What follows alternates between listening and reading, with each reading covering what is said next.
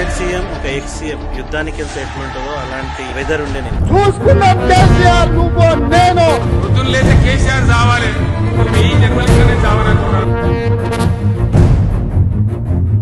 రేవంత్ రెడ్డి గారేమో కాళేశ్వరం దగ్గర సభ పెట్టారు, కేసీఆర్ ఏమో జగిత్యాల్లో జీవన్ రెడ్డి గారి చేరిక పైన సభ పెట్టారు. కానీ ఈ సభ వల్ల ఎవరికి ఉపయోగం? ఇద్దరి టార్గెట్ ఒకటే, వచ్చే ఎలక్షన్స్ లో మేమే గెలుస్తామని, 2034 ఎలక్షన్స్ వరకు మేమే పాలిస్తామని చెప్పేసి రేవంత్ రెడ్డి గారు. నిజంగా ఈ సభ వల్ల ప్రజలకు ఏం ఉపయోగం జరిగింది? జీరో. ప్రజల్ని మొబిలైజ్ చేసి తీసుకురావడం పెద్ద విషయం కాదు ఈ రోజుల్లో. ఓ బిర్యానీ, ఓ వాటర్ బాటిల్ 300, 400, 1000 రూపాయలు పర్సన్ కి ఇచ్చేస్తే డీసీఎంలు ఎక్కుతారు, బస్సులు ఎక్కుతారు, వచ్చేస్తారు. కానీ ఇక్కడ ప్రజా సమస్యల గురించి పట్టించుకున్నది ఎవరు? నన్ను కోస్తే కూడా రూపాయి రాదని రేవంత్ రెడ్డి గారు ఆల్రెడీ స్టేట్మెంట్ పాస్ చేసిండ్రు. ఆడ ఖజానా ఖాళీ ఉందని చెప్పి అప్పటికే చెప్తున్నా, ప్రజలు చూసి ఓటేయాలా అని చెప్పి కేసీఆర్ గారు చెప్పినాడు. అయినా కేసీఆర్ గారు చెప్పినట్టు ఓటు ప్రజలు ఎందుకు వేయాలా? 10 సంవత్సరాల మీ పాలనలో ఒక్క ఎమ్మెల్యే కూడా రూరల్లో, అంటే ప్రస్తుతం మీరు తీసుకున్న పేర్లలో ఏ ఎమ్మెల్యే కూడా కరెక్ట్ గా పనిచేసిండా? జేబులు నింపుకున్నాడా? ఇది సార్ జరిగింది. ఇంకా ప్రజలే ఆలోచించి ప్రజలే మోసపోయినని చెప్తున్నారు. ఈ వీడియో రేవంత్ రెడ్డి గారికి ఫేవర్ గా కూడా కాదు చెప్తున్నాను. బీఆర్ఎస్ కార్యకర్తలు గాని, బీఆర్ఎస్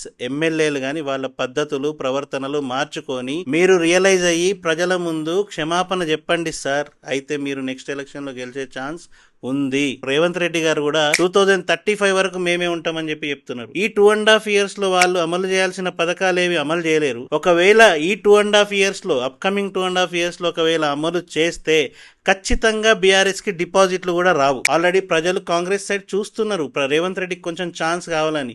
ఒక 100 వీడియోలు 1000 వీడియోలు రేవంత్ రెడ్డి గారిని తిట్టిని సర్క్యులేట్ అయితే వాళ్ళకి ఏమీ ఫరక్ పడతలేదు సార్. ప్రజల సైడ్ ప్రజలు దేన్ని చూస్తున్నారో ఒకసారి క్లారిటీగా చూడండి.